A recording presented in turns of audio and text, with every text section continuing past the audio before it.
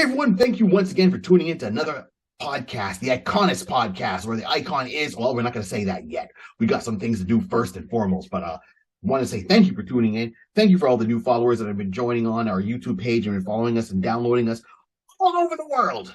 We appreciate it. Remember, what we talk about, like, subscribe, share, rate, and review. Also, join our community tab on our YouTube page. We have a lot of polls, more polls going up there, so we want to hear back from you. This is our way to interact with you and try to get a pulse of what you're thinking. Are we on the right track? Are we totally off? It's okay. Let us know. Let us know.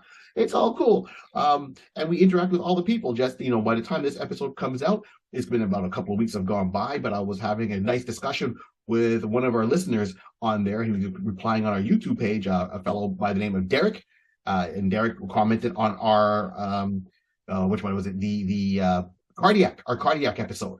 So we were going back and he was mentioning some things. One, he was interested in and liked that we talked about that character, which was awesome. Thank you so much, Derek. And then we had a total interaction on there. So like, Derek, thank you. I mean, please check our catalog of past episodes. And I do have two that I want to talk about that Derek did mention. He mentioned like 3 characters and 2 were already in brain, and on the other third one, I think we're gonna go there too. So, yeah. So when Derek, keep listening. I'm going to put this out right now. I will say, yes, we will talk about Night Thrasher. We were supposed to talk about Night Thrasher before. We have a guest in line that's supposed to come on there because he's a fan of that character. So we're holding on so we can get that guest on to talk about Night Thrasher. But that is in the plan. It's already in the works. And then he brought up Rocket Racer. And I'm like, wow. So, Derek, I'm not sure if you're a skateboarder person, but those are 2 good characters. And we will put Rocket Racer is on the list. Okay, cool. Keep your eyes peeled. And I know you mentioned Prowler also from, and Prowler, I'm like, oh yeah, he's an interesting character too. So great calls on those. Thank you. And I just wanted to acknowledge that very much right off the top of the show before we do anything else, because we can't have this show without you guys who listen, who watch, who participate. And I said, we interact with anyone that reaches out to us on our media. So thank you. Can't stress that enough. On that note, as you know, I'm one of your hosts. I'm Barry 3D Carter. You know the joke, don't need to go into it, but hey, here we are. Rod's Diane. If you want to see what I'm doing, check out the links below, and you can always go to barry3d.com. That's BARRY 3D.com. See where I'm going around. I got my tour dates on there. I've got everything that's going on in my little world.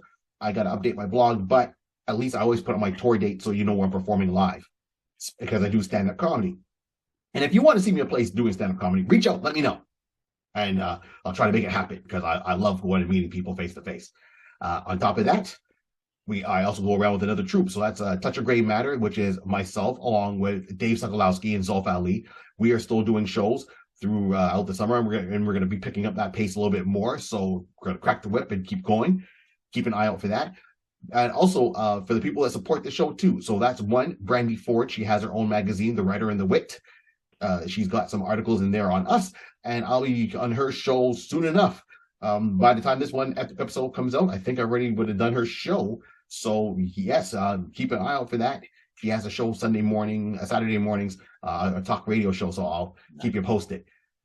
Then also support the books that support us. So Check Swings out in Montreal, go up and tell Trevor we said hi. And out in Kitchener, go out to Wow Comics and tell Wes we said hi. Let them know you heard about them on the Iconist podcast. So one's in Montreal, one's out in Kitchener, Ontario. Do the drive. Either place is really nice to be in there and a lot of fun. You can lose yourself for hours. Woo! And like always, I do this show. I never do it alone. I'm here with my cousin, man, myth, legend, my tag team partner, my comrade, my brethren.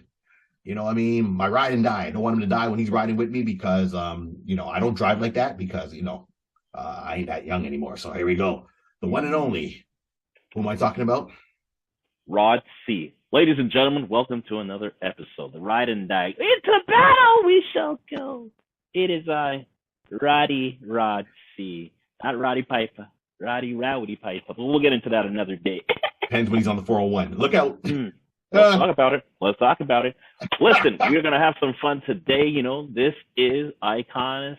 The icon is, that's my joke. I won't say it, but you can see what we're going to do. But we still got one more person or a few more people to talk about. Barry, who do we got to talk about today? Well, first, man, let's turn around. Rod, where can we find you, first and foremost? Oh, well, you know what? You can find me on the World Wide Web. You can find me on the Instagram at Mr. Rod C. That's MrRodC.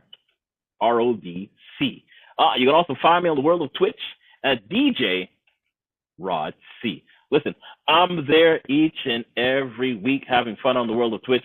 I do a whole bunch of different shows. I got shows that I do R&B and reggae. I got an open format show, like what I have is like labeled as What's in My Crate, so you can get a foray of different stuff jumping in. It's a lot of fun. Then I have my normal one on Wednesday, Club Shots. But listen, and I also guess another one. But listen, it's not about me right now. It's not about me. It's all about. I didn't say the name again. No, I have discipline. I got something, but I'll figure it out. Hopefully the hospital will figure that out for me. Long live the revolution. Okay. Long live the revolution, right? There you go. And of course, the man that makes us look so pretty. So one, if you think, hey, we do a lot of talking, you want to do something like this too, reach out, do some research. I've done my research and looked around at podcasting sites. We are on Podbean. So that's podbean.com. They do the hosting and all the heavy lifting. If you want to do a podcast yourself and make it really, really easy, that's what we're on. So it makes us look really good and it's very simple to use. So that's I think one of the better ones out there. And that's my personal opinion. I'm not bashing the other one. I just like Podbean a lot. So that's something to check out if you want to start a podcast. And if you're starting a podcast, you need a logo, you need some templates, you need any kind of thing that what we have here. And we couldn't do that because if not, it'd be just two of us with a black screen. So hey, one nation. But still, there's only one man that can make you look pretty while you're on your screen or have to put your logos up. And that is the one and only J Bird Digital Arts. J Bird Digital Arts. You reach out to Jason, you tell him you heard about him on the Iconis podcast, and he'll give you a cha-cha-ching discount on any work that you need done for your project, be it if it's virtual or live. If you have a business, a brick and mortar business, or you said it's online, doesn't matter. He's got you hooked up. Thank you, Jay. Thank you, Jay. Thank you, Jay. Right on. Now, today on the show, we wanted to do something maybe a little bit different for us because I know we kind of stay with two wheelhouses, some anime cartoons at times, and there's only one time we went back to this company. So we're going back to Image. And on the Iconis podcast today, the icon is Backlash. And you're like, ooh, Backlash. What? A baking powder? Oh, what's a backlash? What's a backlash? Well, a backlash is when you do something wrong and it comes back on you. Right? But we're talking about the character Backlash. We're talking about Mark Slayton. Now, I know there's been other characters that had the name Backlash, but it all started with Mark Slayton, and they're all kind of tied in. So who's Mark Slayton? I don't know. You read English comics books? Then you should know. And if you don't know, you're going to learn today. Okay, here we go. So Backlash was a character that was created by Brett Booth and Jim Lee. So created by Jim Lee, Brett Booth. Yes, that Jim Lee. And this character first made their first appearance back in July. Hold on, make sure I got it straight. Nope, that was the wrong. I got the wrong. Sorry. You're right. Yeah, I was right. Okay, sometimes I doubt myself. It's been a long day. So the first appearance in Stormwatch issue number 3 in July of 1993. That's when Backlash made his first appearance. Now, who was Backlash? I don't know. He was a mysterious enigma of a character. He had a black, one-piece costume where only the top of just above his forehead was open. You saw his hair. He had like gray or silver hair, white hair, however what you want to call it. Costume was all black with a white stripe over his eye, and then followed on his bodysuit, with a little bit of white and black, some gloves, a knife, a gun, even though he didn't really ever use them or need them. And he was in there, and they're like, okay, who is he? He had some heavy hitters on Stormwatch. So Stormwatch was a team that was formed in Image, created in Image, and their purpose was they were a peacekeeping team working for the UN. So they had all that diplomatic community going around the world, stopping threats that the UN deemed needed to be stopped. Now, before you get to that, someone's got to train the team. That's where he comes in Backlash. So that was what his first appearance was, is that you see him. He's like a slim guy, very agile. He's got a healing factor. He's got strength, but you don't know much about him. And they just said he's the trainer. He's the one that makes them as good as they are. So how the X-Men are in the danger room and they got Charles sitting there sending out commands. No, he was in a room saying, come at me, bro. Let me tell you how to handle the situation. He was Let's see what you got. Oh yeah, he's a mix of different genres. Like, I mean, when I say he's a mix, he's a long-term soldier. He's a warrior. He's in peak condition. He's a strategist. So he's smart. You know, he might not be as physically strong as some of the other characters, but he can make them hurt. That's Backlash. Now, where does Backlash story begin?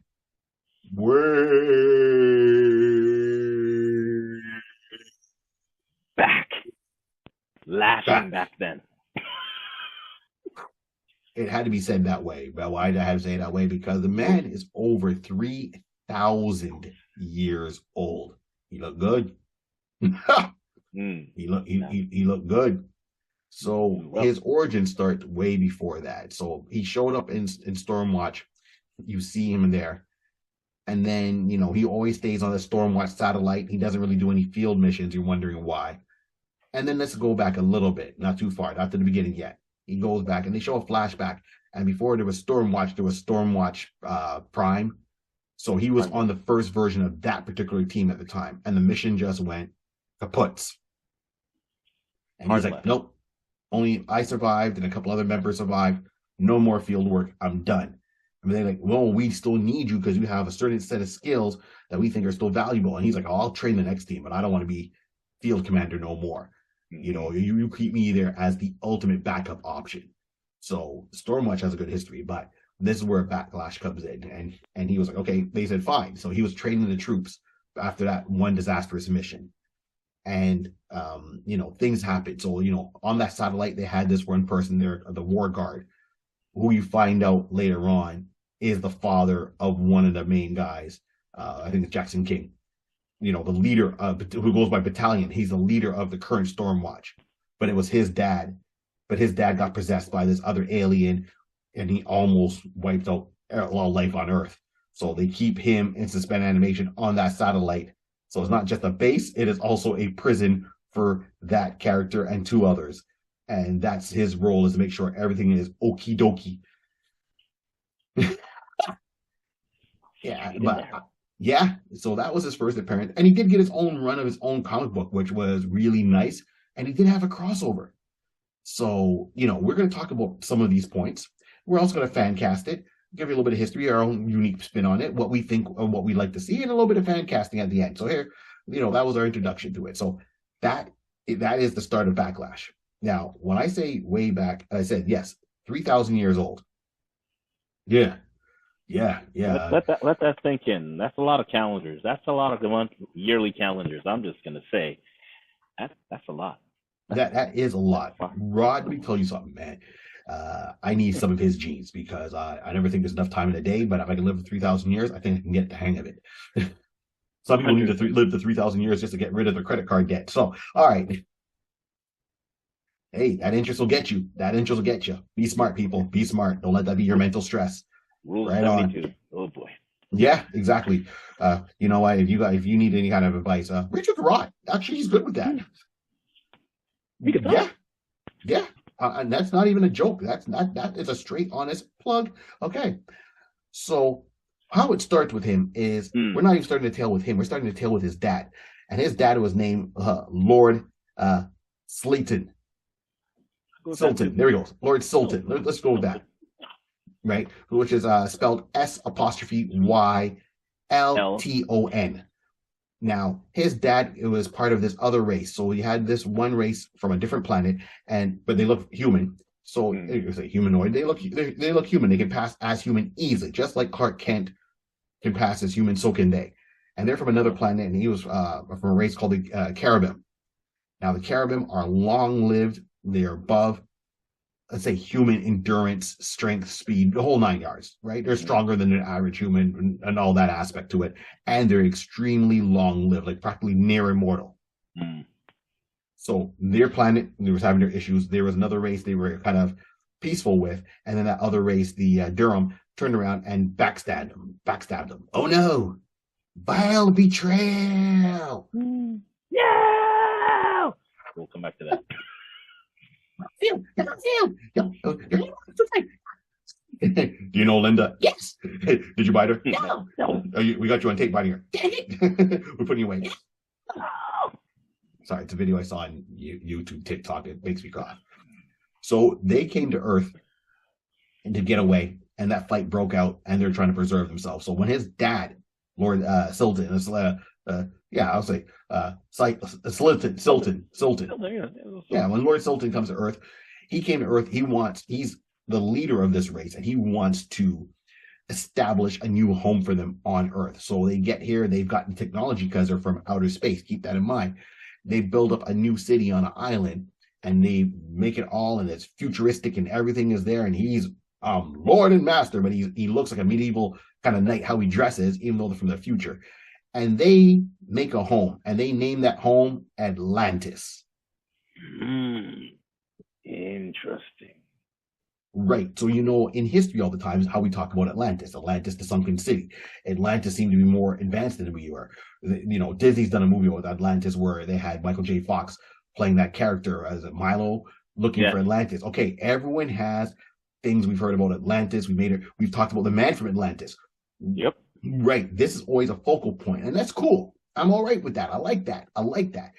And his dad, Lord Sultan, turned around and married a human woman.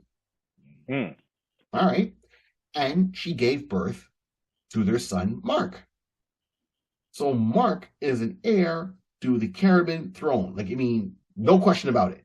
Mm-hmm. Okay, he's a prince. But then the Durham come to Earth, break into a big fight. They end up sinking Atlantis or destroying Atlantis, causing it to sink, either way, how you want to look at it. Mm-hmm. And his dad turns around and sacrifices himself so the rest of his people can get away. So the only ones that we know survive for sure is Mark, and then one of the king's counselors survived this whole mess. I think his name's Ferrum. Survived this mess. And Ferrum says, well, I was your dad's counselor, but I'm going to take Mark under my wing, train him as my own, in all these abilities. So this way he can be able to progress and carry on and be able to defend himself. Because pretty much if the king dead, he's the new king. There was just no coronation. All right, then. So that's how it goes about. And Mark being so young, he was an infant, he was a baby, grows up, he really doesn't remember much of that. And then to tell you the truth, he's got what I call the Wolverine moment. He doesn't remember anything of his history. Nothing at all. Zero nada. Goes on, it advances, years go on. At one point, Ferrum disappears. Don't know what happened to him, but Mark's doing his own thing. So Mark, knowing he's a man with a certain set of skills. Yeah, that's right. I slipped in taken in there. I feel no way. So during that time, Mark takes on the last name Slayton. So, he got rid of the apostrophe, added the letter A in there, and that's how you got Mark Slayton going forward. And now the thing is, even though he can't remember his past, well, Atlantis and all that stuff, he still knows he's got what he would say as superpowers. Right. There's something special about him. He knows there's something special in my DNA. Yeah, he knows there's something in his DNA. Yeah. And a lot of his story we don't know in the 3,000 years. We know he kind of stayed behind the scenes. He helped, I wouldn't say he was trying to be Vandal Savage, trying to manipulate certain events. He just was getting by. He's 3,000 years old. Or over 3,000 years old, I should say. Mm-hmm. Right. And he's just trying to get by. So he goes. And then at one point he gets wrapped up. So he's there during World War II. He takes a side, during World War II. He joins the army. He does what he has to do. And then he gets brought in to join different teams over the course of his lifetime. So when he goes and gets into World War II, they start certain teams. So he was on what you call, first of all, Team Zero. So Team Zero was formed, and they helped fight against the Allies, he joined the Allies to fight against, the Nazis, right? Did that. Cool. And he was kidnapping, not kidnapping, stealing information. Once again, the mission kind of went wrong. This guy seems to be a bad luck charm on missions. They dropped out of a plane, mission went wrong, they just barely made it. Okay, cool. But he was responsible for stealing plans to stop the Nazis from getting rocket technology, kind of set them back a little bit because it would have tip the scales of war. Mm-hmm. And so that was Team Zero. Team Zero. Then, yeah, and then they bring him back to Team One, and in Team One, he turned around and he's still got some other missions that he's doing with some other people, notable people, and one of them was like a Diaz, who's part of that. I think team is it Team One but I mean, marks on many teams, and once again, he teams up with future people that would make an influence in the Image universe, not even just in Stormwatch. I'm talking all different books. Mm-hmm. And then he joins the all-important Team 7. Now, Team 7 was very important because in Team 7, they gave him all the members this gene technology that they got, from that they were able to find and kind of amplify people's powers, trying to make their own super soldier, for lack of better words.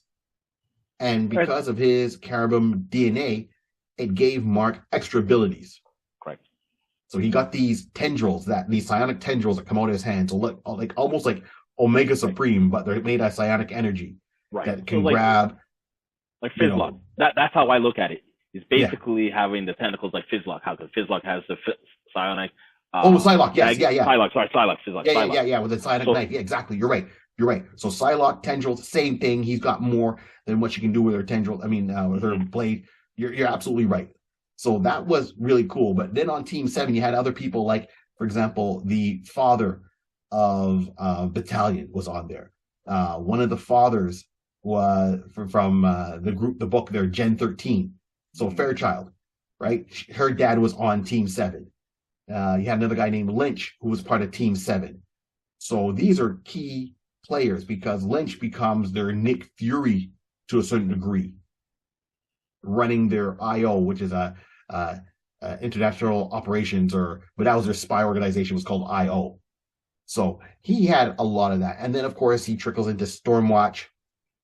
And then he lands on his last team, which is Wildcore, which he brings together people he's worked with before. And Wildcore had some members that he worked with. Farron comes back. You get, Team 7 had Grifter, but Wildcore had the Sister Zealot. So from Wildcats. So a mixed batch because they all had a camera, and they went on, doing certain missions and a quest. Right, we'll get into that in the end. So that is the general thing about it. So when he got at Team 7 upgrade, let's call that, he got the sonic whips or tendrils, and then he also had another a power which was turning into mist. People thought at one point he was teleporting. It's like he's there, you don't see him, then he shows up. Then it's only in one issue later on, you see he gets kind of pushed out of a plane. He's like, oh no, what do you do? Teleport? He goes, and he always says, I don't teleport. But everyone's like, okay, but you're on that side of the room and now you're behind me. You teleport? He goes, I don't have any teleportation powers. I don't teleport. He never said what he was doing. He just kept telling people he doesn't teleport. But even how they drew it, it looked like he was teleporting. Or was he running really fast? Because he does have superhuman agility. Now, that's not the case. What was happening is you find out he turns into mist, almost like a vampire. And he can get into any crevice, any place, or he can move around and then reform right away. No one looks around when they see like a little mist moving around. So that was always cool. Now, that's my whole introduction to Stormwatch, the Backlash. Rod, what do you think of Backlash? What was your take on it? I'm pro Backlash. No. Listen, Backlash he's a very interesting character. Like I was so there's a couple of stuff that I'm looking at in regards to his lineage, in the sense of, okay, so as you said, he's a prince. He's basically he's like a Jonathan Kent in the sense he's half Kryptonian, he's half Kyrian. Can't even pronounce the name of Caribbean. So he has some abilities along that line. The memory loss is great. I have only one scenario. I'm trying to think, because they don't talk about his he's like the ward, his guardian, his Farron, who looked after him, because it basically states that Farron stayed with him until he became a man. He's able to be, man up and take care of himself. Now I'm trying to think out, okay, this is 3,000 years, because he's been here for how long on this earth? with Pharaoh, I'm going to try to say, like, by the age you look at this particular individual, he has gray hair and stuff like that. So I'm going to give it like his mid 40s. I'm going to, he's seasoned. He's, he's a temperate, soft person. So he's seasoned. Yes. You know what I mean? So I'm going to say that Pharaoh will stay with him to like about in his early mid-teens, late teens, and then just poof, disappeared. And you don't hear nothing about him. His abilities of being self-healing. I mean, it's a great thing that you're now trying, where everybody's using the Wolverine effect. Everybody has some type of self-healing. But it's good because now you can kind of base that off his lineage of his father and his people. So I'm like, okay, that's good. It's interesting as you try to think about, you touched on it saying that he was in World War II and stuff along that line. Also, just to make everybody think, like, if he's been there for that long, you brought up a good pull in regards to Vandal Savage. In here, Backlash was known to, his memory wasn't the greatest, but he was known to be a ninja. In certain times in Japan lore, he was a ninja.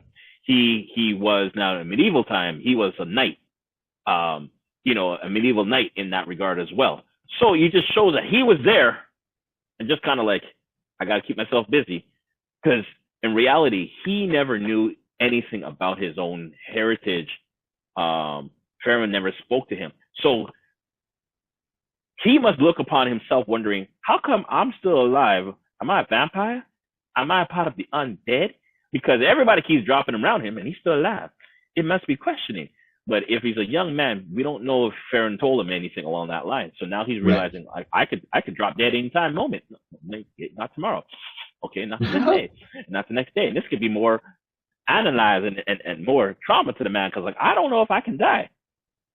Because technically he has a healing factor. He could barely die.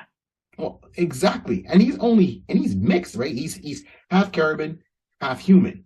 Right. So, and you can see it didn't dilute the mix. It's almost like Invincible. Because Invincible, his dad was, an alien. His mom was human. 100%. And, he doesn't seem to take any effects of being human. Like, if he's aging, he takes on all those attributes of his dad, and even stronger as time goes on, right? And that's Invincible talking. Yeah.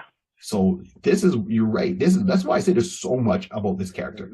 Now, the key thing about this character that I think, I'm all about world building, he can do it.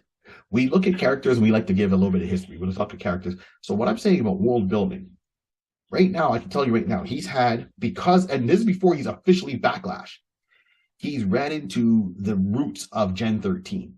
He's going to have the roots of Stormwatch.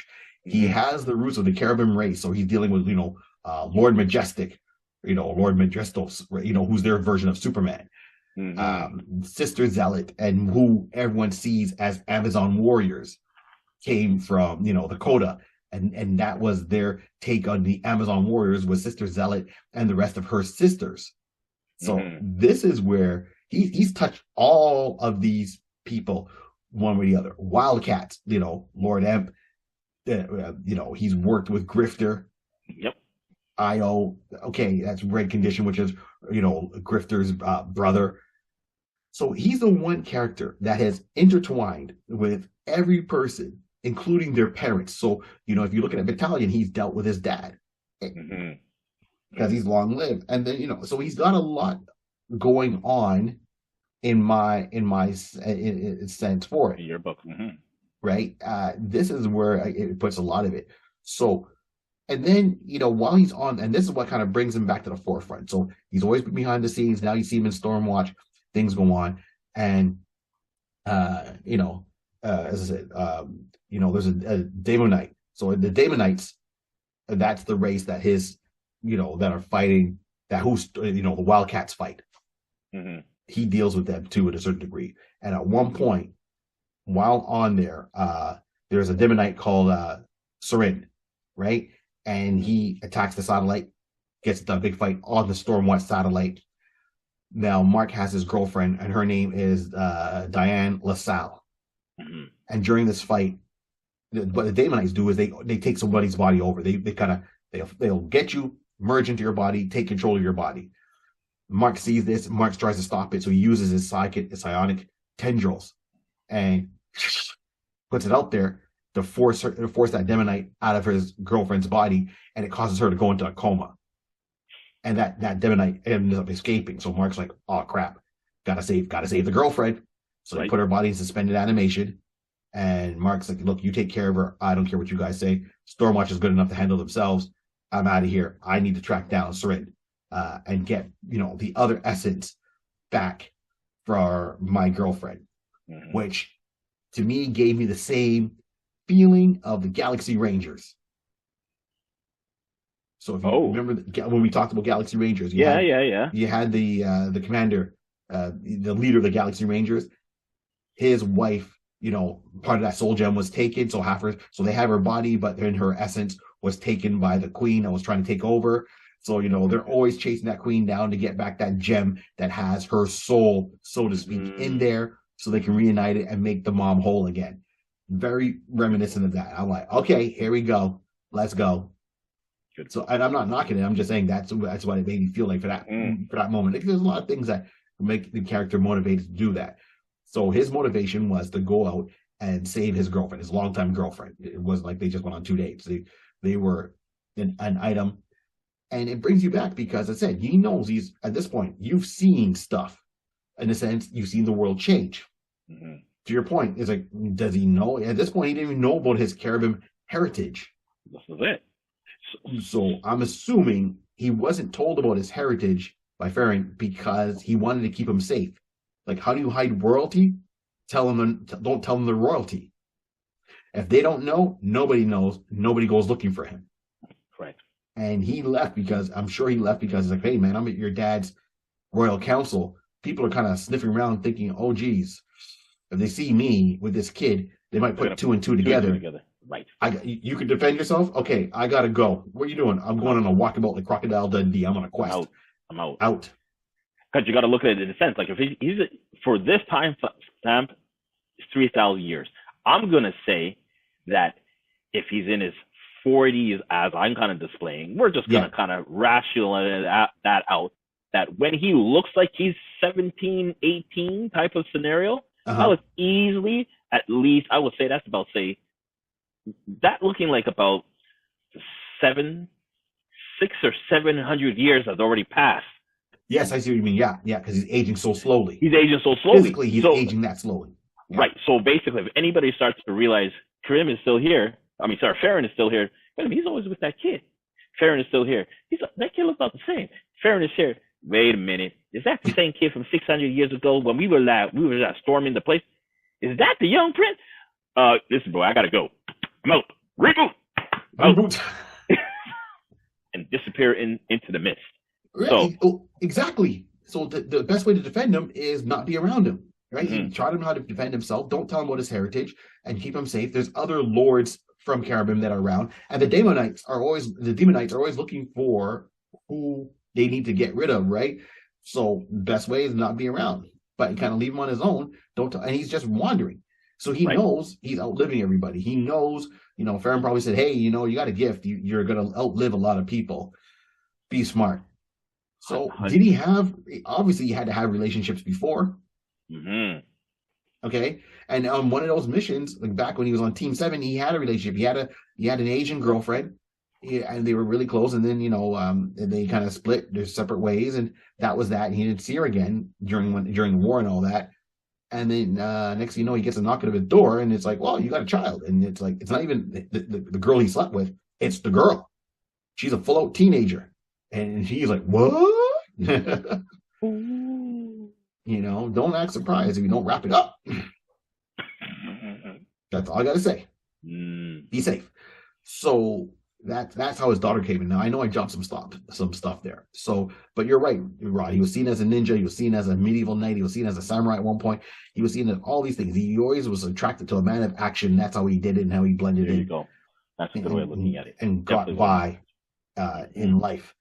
So now here we are. He's chasing down, the Demonite, trying to, get the essence of his girlfriend, because that Demonite has his girlfriend's essence, and he's got to get it back so she can be whole once again and wake up. And then he finds out, hey, well, he's like, he's got certain missions like, you help us, we'll help you, kind of thing, from IO. Tit for tat. Let's go. Yeah, so the guy at IO says, you help us, we'll help you. And it's like, okay, well, what do you mean? He goes, well, what do you have for me? And he goes, well, this is what we got. And put him on a mission. He did the mission, and they gave him a disc that had this information saying, hey, you got to reach out to this person. We have a carabin over here, someone to kind of merge with them, that we picked up a while ago. So he goes and starts working with this woman, and this woman goes by the name of Taboo. Now, Taboo has this kind of vampiric armor. Like, it gets on her body, so she looks normal. She's a redhead, but when she calls out the armor and it comes out of its hiding place and it gets on her, her skin gets extremely pale. She really looks like a vampire. Her skin gets very pale, but her lips are still ruby red. Of course, she has the red hair, so it makes it stand out even more because she looks so pale. And that at one point, has certain abilities like the Guyver unit. So, when she needs it, she gets wings, she gets claws, she gets a tail. It enhances all her abilities. And her and Slayton, at first, they start kind of working a lot together, and they start kind of flirting back and forth the odd time, but he doesn't make anything of it because the two of them are working, trying to find, clues to find that Demonite. But then there's a crossover. Bum, bum, bum, which makes sense. You might think it's weird, but it makes sense. If you look at how Brett Booth draws Backlash when he's in action, when he's fighting, it's very, you can tell he's acrobatic. He doesn't just stand stiff all the time. He's always hunched over. His knees are almost over his ears when he's jumping in the air, and one hand going one way, and he's using a tendril. It's very Spider-Man-ish. So it's only natural there's a crossover with Spider-Man. Dun, dun, dun. And that's what happens. He has a crossover issue where it's Image with Marvel, and Backlash teams up. I think it was like a 2-issue shot. 2-issue, yep. Right, teams up. Thank you, Rod. With Spider-Man, and the reason why is Venom comes into play, and Venom's like, oh, what Taboo has is a symbiote. Let me find out more. So Venom is chasing Taboo. Taboo is with Mark. Mark now sees Spider-Man come in, and Spider-Man went, uh-oh, there's two of them, possibly three, because Backlash is also in black and white. The symbiote Venom is black and white. So Taboo looks black and pale and white. Let the fight begin. Royal Rumble 4-way match, AEW Pillars match. Here we go. It was the fisticuffs. And then, but very quickly they realize, like, every time heroes get together, I think it's an ego thing. They start fighting to see who's best, and they turn around and say, hey, we should work together because Taboo's really on my side. She's not a villain. Oh, okay, but we got to take down Venom because he's a bad villain. I'll team up with you. And then when you see that drawing of Spider-Man and in his updated 90s costume with Backlash, you're like, oh, okay, now we see the movements, how they move. It's very similar, or they're drawn very similar that way. Makes sense. Yep. I think that was a crossover that absolutely makes sense. Eddie at the time looking for other symbiotes, and this is before all the information we have in symbiotes. Keep in mind, this is back in the 90s, so it's still not in the late 2000s where we got more information about the symbiote war, blah blah blah blah blah blah. It is what it is, or Venom War. That's it. It's the early days, and it's like, huh. I think the only other one that existed at the time maybe would have been, and forgive my memory, people, would have been Carnage, but forgive my memory. Most likely it would have been Carnage. I think it would be Carnage. Yeah, that's it. The rest of them weren't there. So with this all happening, I thought was a really cool way to kind of bring them across in there. And at the time, Image was still Image. It wasn't under the Wildstorm bought by DC, so forth. Here's my thing. I think this character is fundamental because his whole storyline, he starts with that.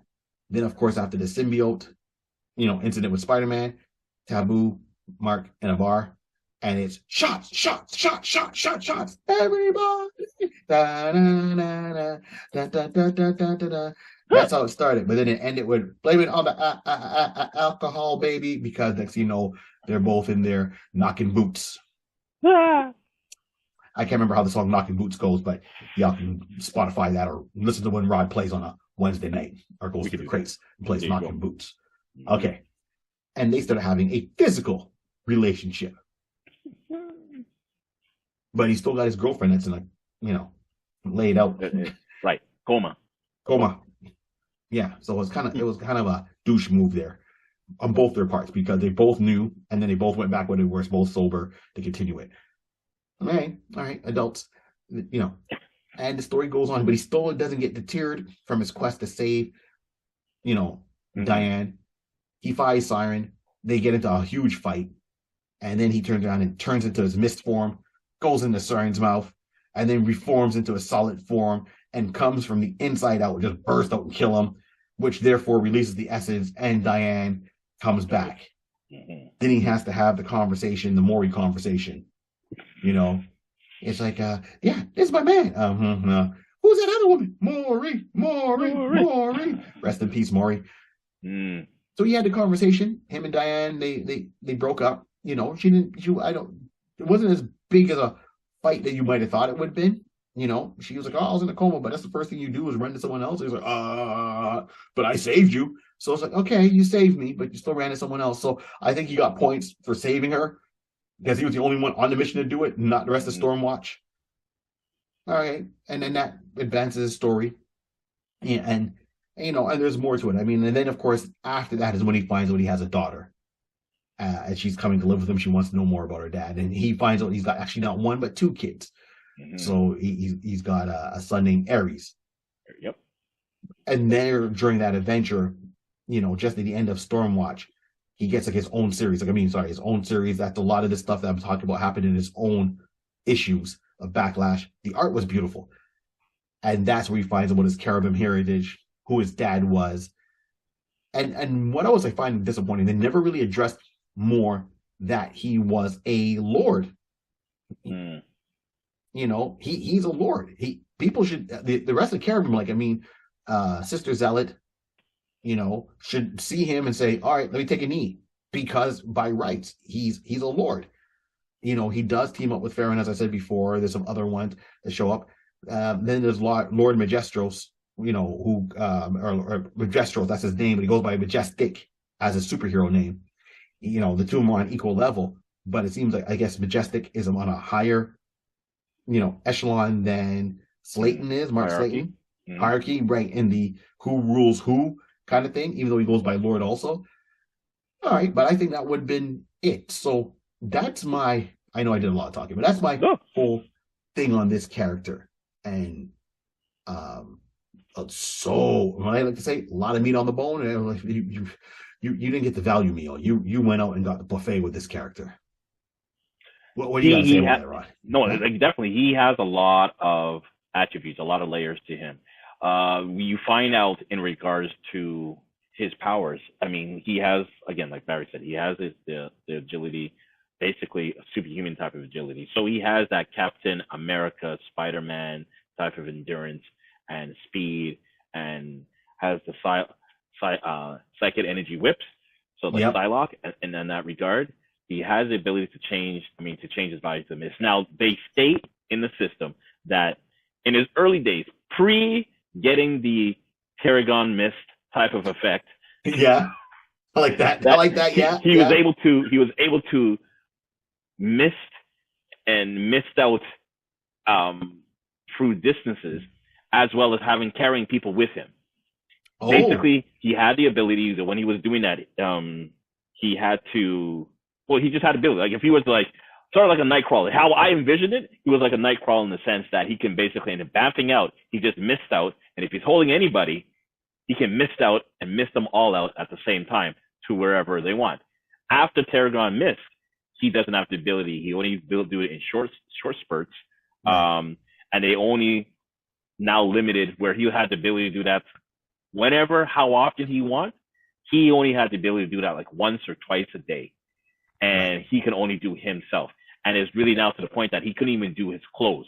So anything that's within that clothes layer, like his uniform, like if it's skin tight, then he will have the ability to carry that out. If not, he's misting out and misting in and like, I ain't got nothing.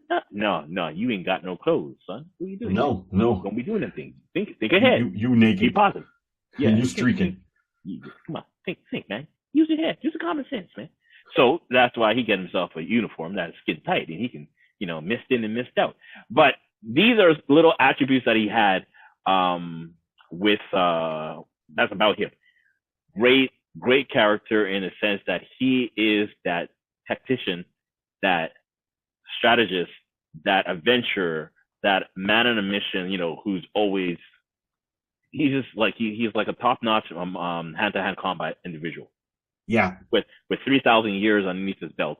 As he stated, he's a man of adventure. He likes to go around. So you pick up a couple of traits when you're a ninja. I think he might be able to remember how to give the three-point pressure points and take out a person. And then, I can't move. That's why I told you. Don't mess with me. Don't mess with me. I'm That's a death like in Simpsons. Yeah. Mess with me, you won't find out. We could do that. But he's an interesting individual.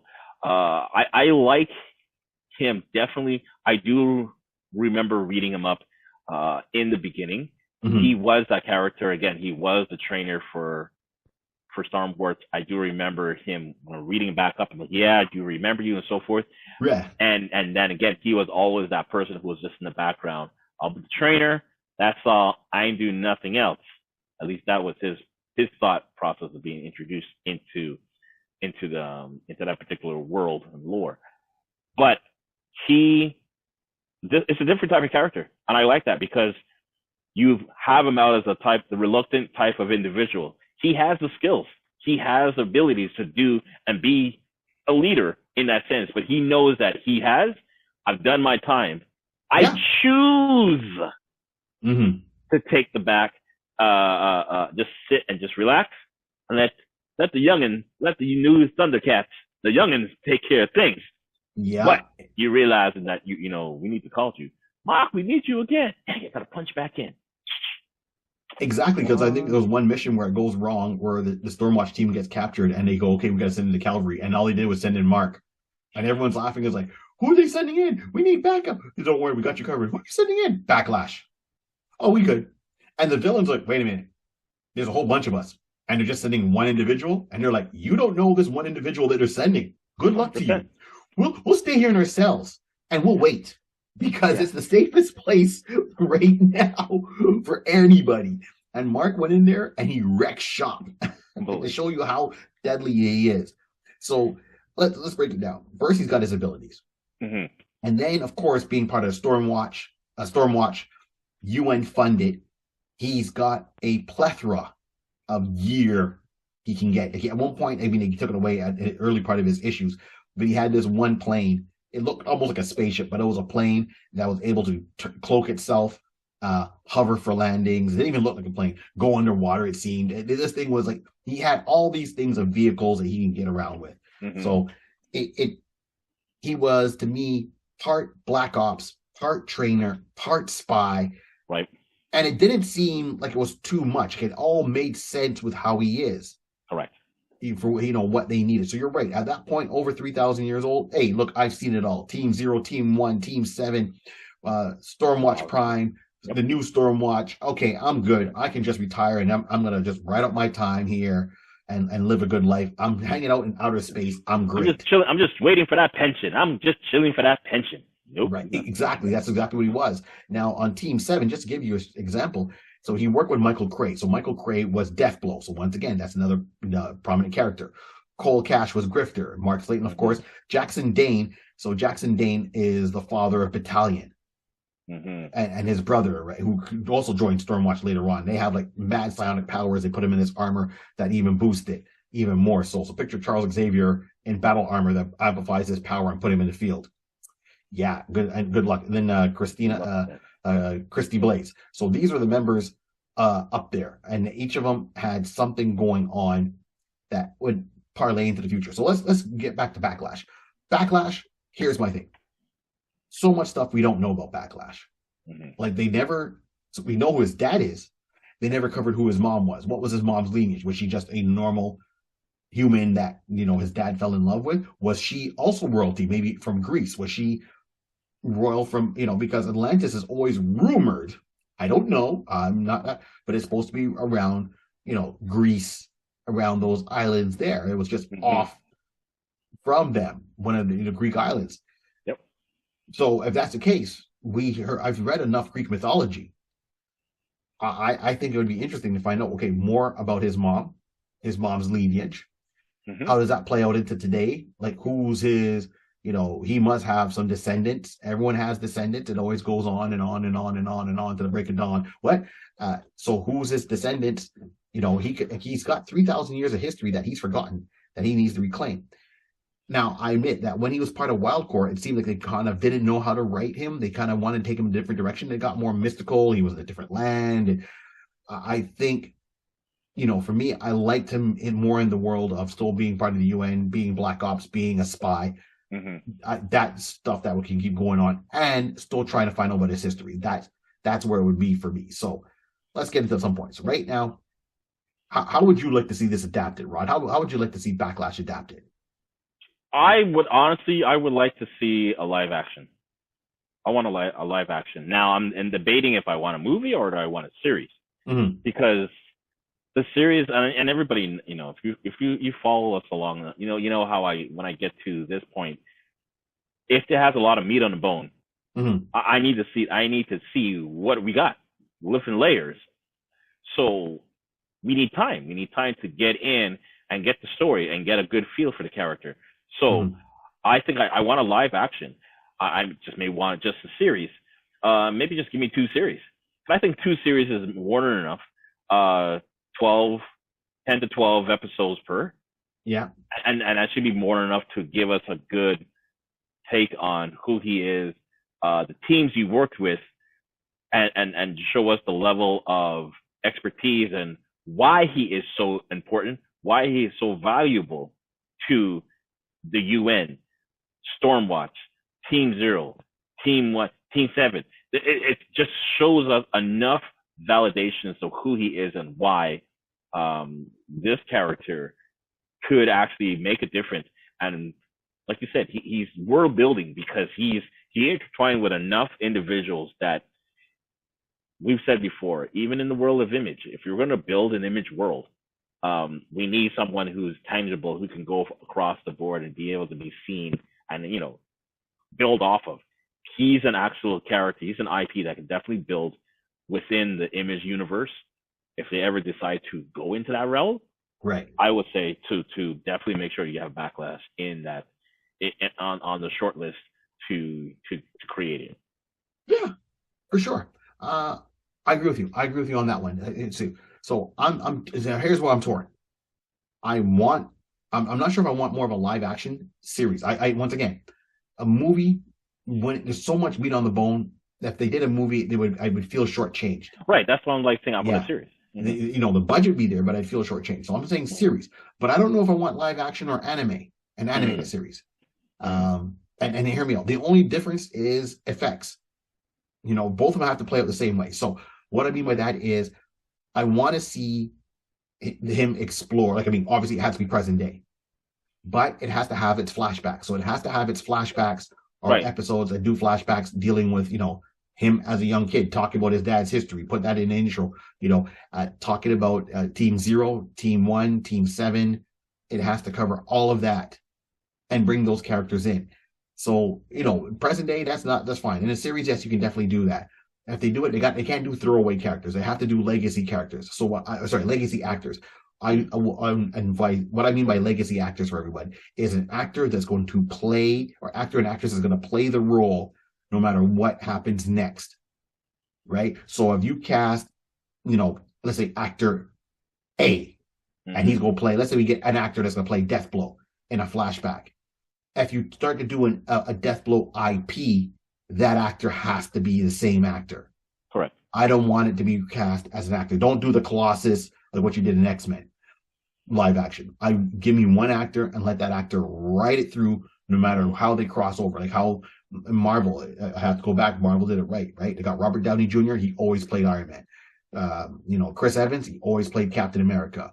Scarlett Johansson always played Black Widow. Yep. Black Widow, no matter what, be it her own movie, be it the Avengers, be it her, any guest appearances she did in any other. That's what it has to be. So if you're going to get a character, you have to cast. So don't just cast a character to fill the background void and say, oh yeah, here, we'll just put the costume. People will recognize the costume. Oh, we're going to do a serious IP on this now. Okay, we're going to do a casting call. No, get it. Let that actor know, like, hey, you're signing on for this and going to be potential. So, and it still works out.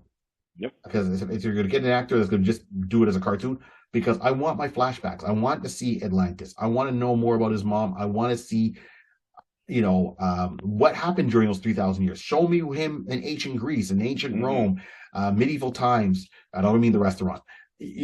Show me during the Crusades. What was he doing? Was he trying to be a carpenter at one point? Did he see key events? Which I think would be cool if you put in certain key events, right? Like, something like he turns around and he does one mission. And the next thing you know, at the end of, let's say, the episode in the flashbacks, you as a fan watching going, holy crap, he just interacted with the Holy Grail. But for him, he's totally forgot. He didn't know that was a Holy Grail. He just thought it was a cup.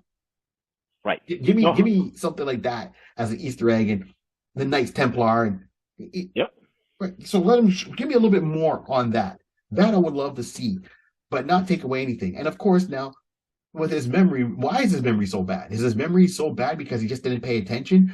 Is it a mix between human DNA and Kerbrian DNA that caused 100%. The duration of his memory? 100%. Did he have an event that caused him to totally black out, or did he have a traumatic event that totally caused him to forget a lot of things in the past? I mean, you're over 3,000 years old. How does that really affect your extremely long-term memory? You might have long-term 100%. Memory that's good for what we call a normal human lifespan. So maybe he gets every 100 years, the brain just kind of flushes a lot of the memories and adds more because it can only hold so much. It's like a hard drive. You've hit your maximum capacity. You have to delete some files. Something has to go. Something has to go. Right. I need to know more about his biology that way to make it seem that can make sense.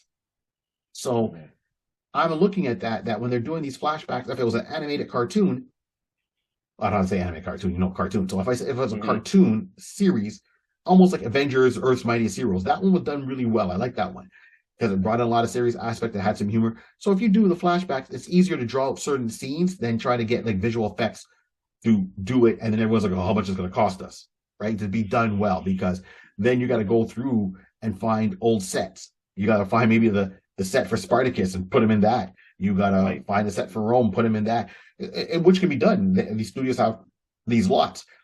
I also want to know more about his past. You can't tell me this man's only had 3,000 years and he's only had, 3 relationships? There's 3 we know of. Right. There's Taboo. Before her was Diane LaSalle. And before her was, I think the girl's name is Jody. And forgive I'm really joking back in my notes, but it was... Jody's the daughter. Jody's the daughter. Oh, Jody's the daughter. My apologies. Jody's the daughter. But, his girlfriend, right? So he had a girl in Japan. His girlfriend from Japan. I'm not seeing the name right now, but... Yeah, I don't think that's the name. Yeah, but the girlfriend from Japan that he had the 2 kids with.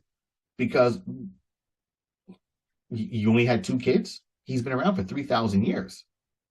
Wolverine has more kids and has been around less time than that. And this is where you brought up a good point, because you don't know now. Seeing that he was surprised that he has 2 kids. Now, has he purposely, who knows, maybe he purposely was told or was, instructed by Pharaoh before Pharaoh disappeared, like saying, listen, you're a special individual. As you can tell, we've been on the run for the past 500-600 years. Uh-huh. Listen, you can't go and interact with anybody because they could be, like you said, maybe because of his own natural DNA, humans, half human, half Caribbean, there could be an issue that, may be known by Pharaoh's people, Caribbean people, that, hey, if you interact with human earthlings, there's something, might be detrimental to their DNA. Yeah. It could be memory loss. So you don't want to put that onto anybody. So basically, hey, look from the window, don't touch. Don't order from the meal. Just so seeing that he has 2 kids, maybe he didn't realize. Again, he was surprised that he had 2 kids. He's been trying to be safe all these 3,000 years. Dang it, I slipped up. Dang it. Yeah. And then even his kids, we don't know about his kids, like his daughter Jody, for example, right? Because he's not pure, he's half. So him having a kid with a human, that means she's half of his half. Right. Does she have that long lifespan? So she has something. She has the superpowers to a certain degree. She has the superpowers, but we don't know if she has his longevity. Exactly. His longevity, his almost virtual immortality, they call it. Did she get it? Did she not get it? So maybe she does have it, but maybe not to the extent that he has it. Maybe she can only live a couple of hundred years and not over 3,000 going.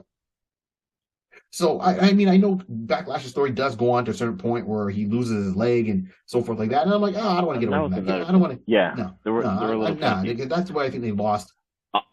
Yeah. Sorry. I just wanted to cut in because reading up and coming across that was with his superpowers again, with the ability. Prior, he had the ability to mist and disappear. Now he can't mist. He only can mist his own body. He can't do anything attached. So then he has a mechanical, a cybernetic leg. That doesn't go with him. I'm like, come on, son. Come on, son. Don't stop depowering these characters. Like, put them depowered. Yeah. I was not a fan of that. Yeah, I was a little taken back when I read that. I'm like, come on. No, I wasn't a fan. So yeah, as I say, I think so. As a live action series with so many things on there, if they play it smart, put a little money into it. If we have to go live action, put a little money into it. Think about who you want to get, because he could be the spin-off, like how Iron Man was a spin-off for Marvel. Currently, right? I mean, we all talked about this. It was Blade before, but it was Blade was a godfather, and Iron Man was a father, because that's where we got the Avengers, everyone related, so forth, up to now. Right. If you really want to launch an Image universe, we did talk about Union before, right? But Backlash is prior that, because Stormwatch shows up in Union. You can't have a Stormwatch without Backlash. I would simply say, plan it out, map it out. Get all your actors, map out that storyline, map out the crossovers. So I would do something like, give me a live action. So I'm going to stick with that. I'm going to go live action, but they have to map it out like Marvel mapped it out, in a sense of who plays what character whenever. Let them, to a certain degree, cross over in the series, right? So let the members of Team 7 cross over on the TV series. Let Deathblow cross, all of them cross over to a certain degree. They don't even have to do anything. Just be there in costume and let him, just, even if he's walking by in the hallway and says hi, and do it that way. And then when it spans out, decide who goes where. So I think, live action for him, maybe live action for Deathblow, anyone that's Team 7, let them do live action. But then if you want to go deeper or bigger, then you can do like a Gen 13 movie.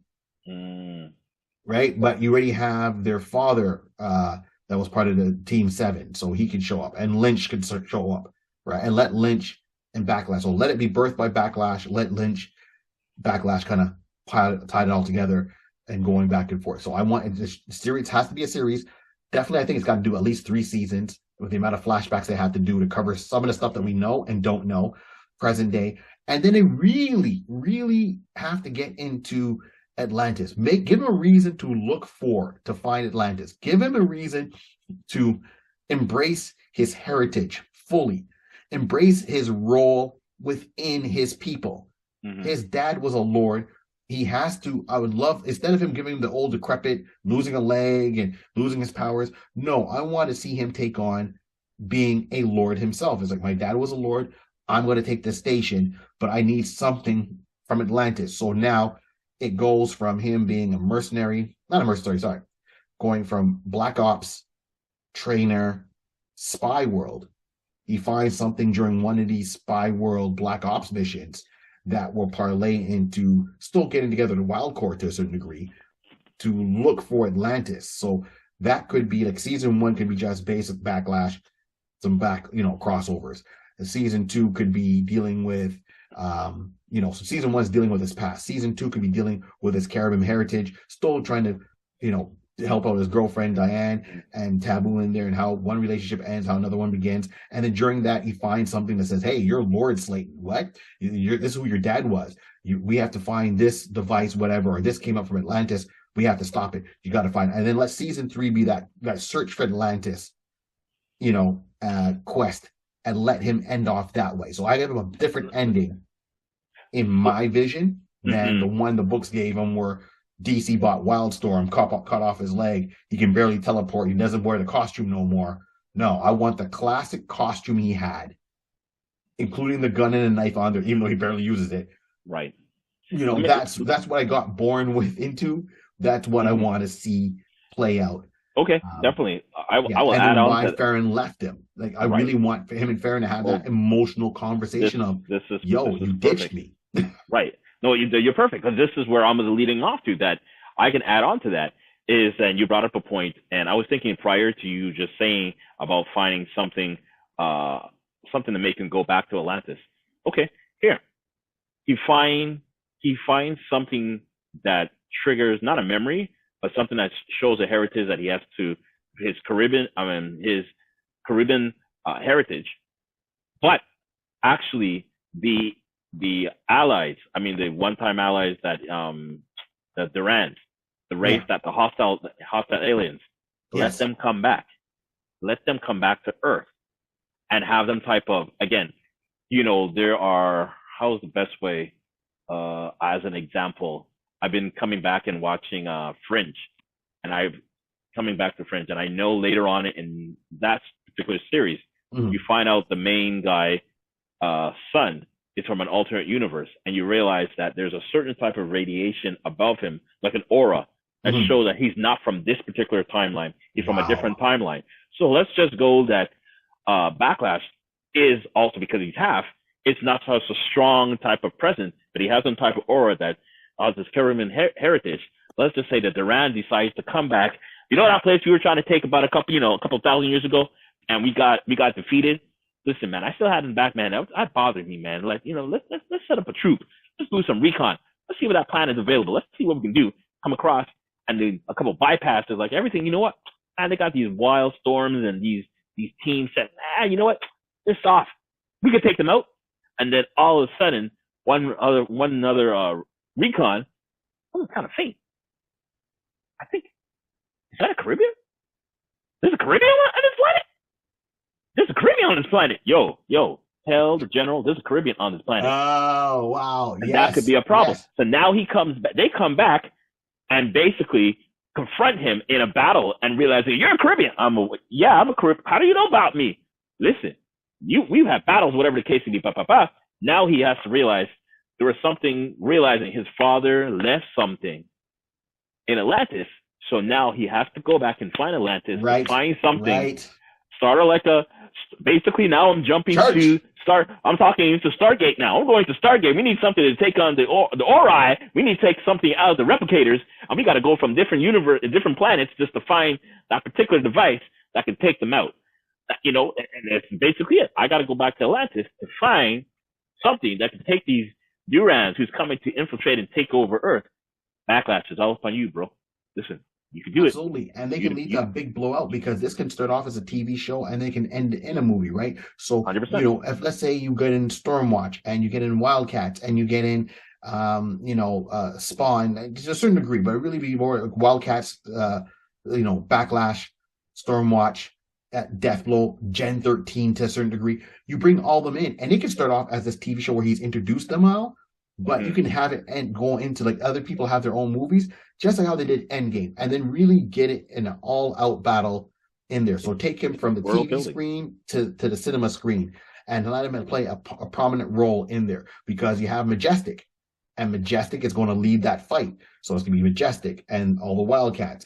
It's going to be the Wetworks team. It's going to, all of them are in fact, have to deal with defending Earth, from the Demonites and the Demonites and the Durans, right? Yeah. Right. Okay. All right. There you go. So that's it. So all right. So here we go. We go fan cast it right now. We down to this one.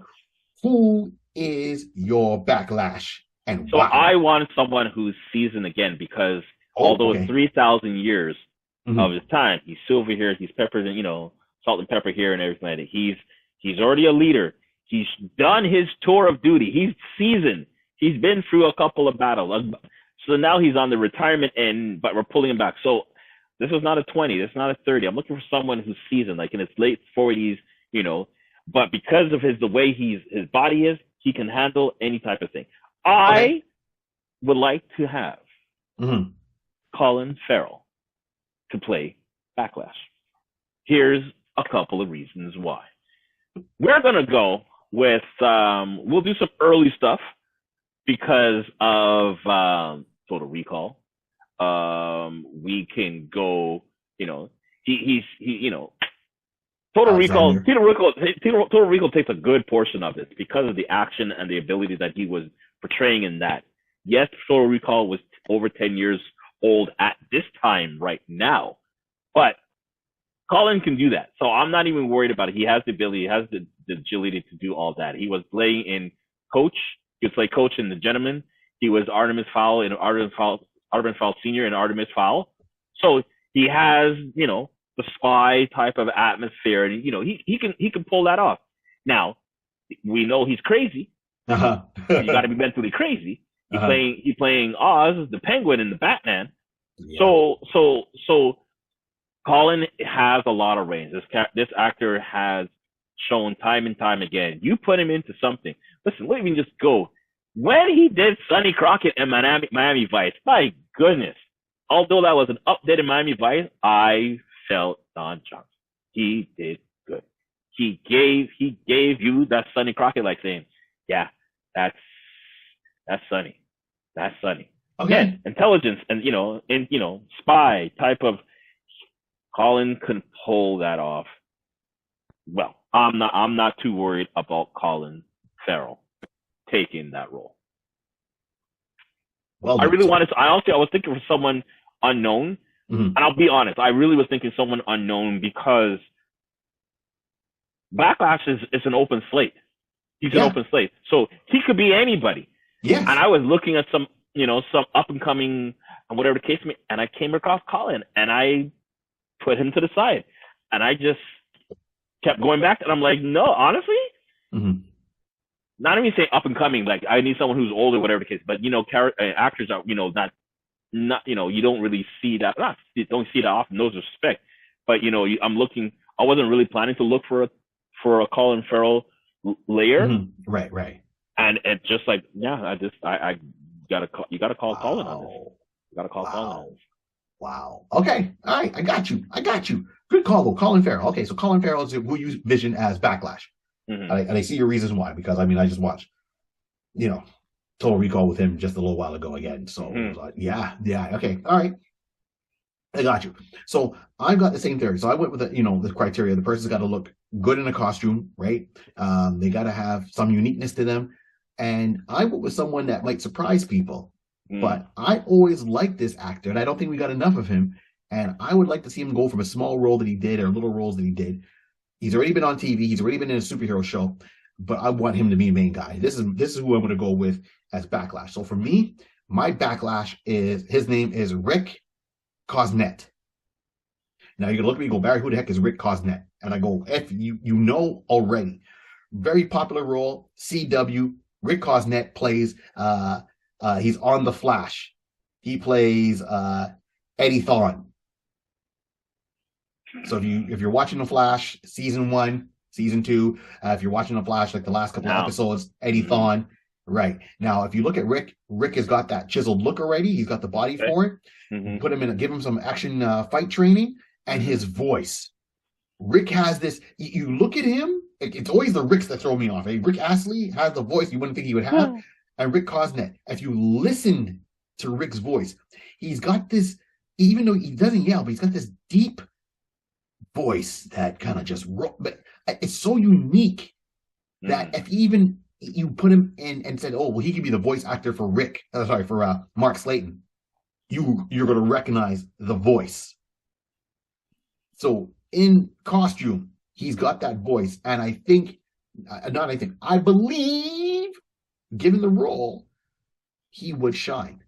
He's already used to superhero stuff by playing Eddie Thawne on The Flash.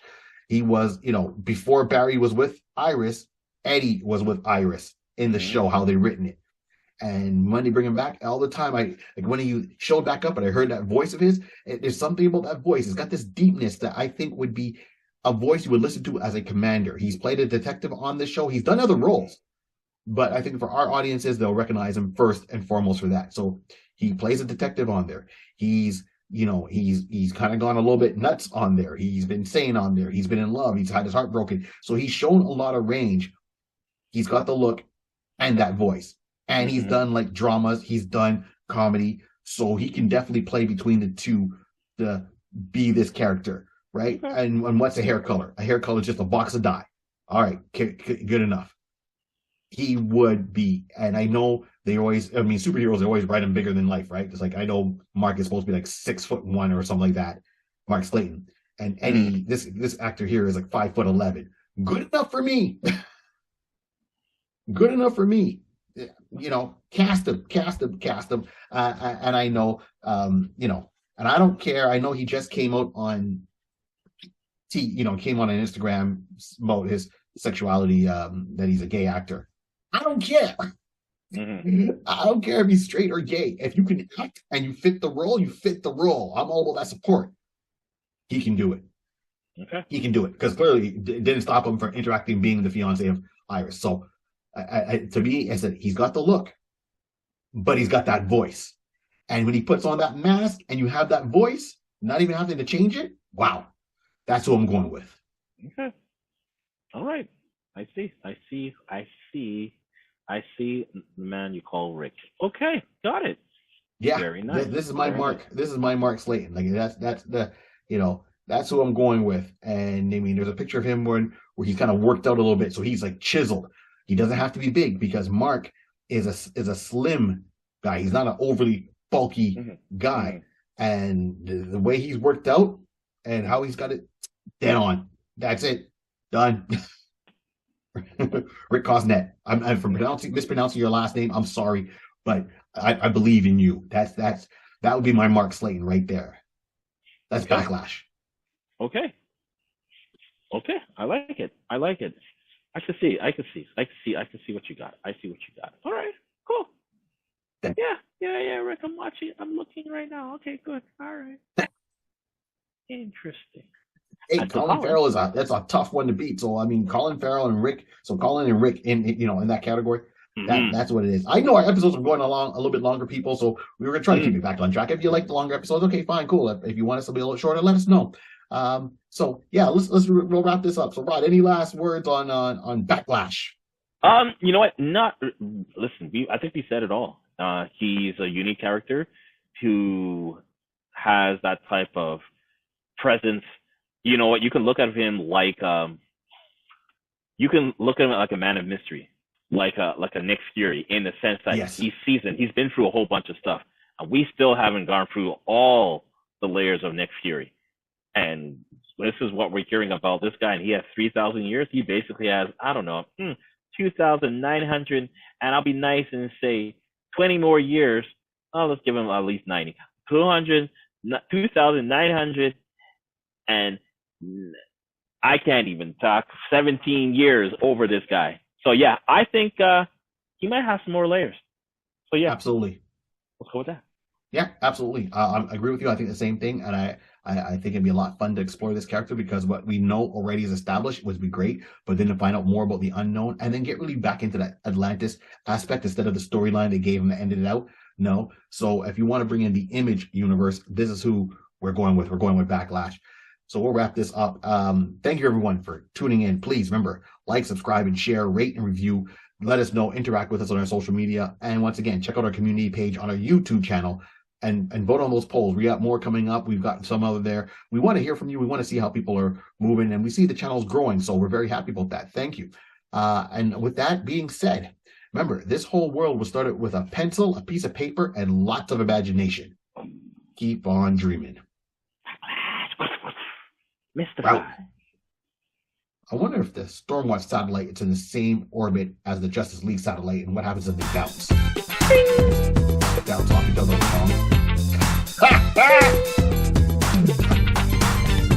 One's going for a route.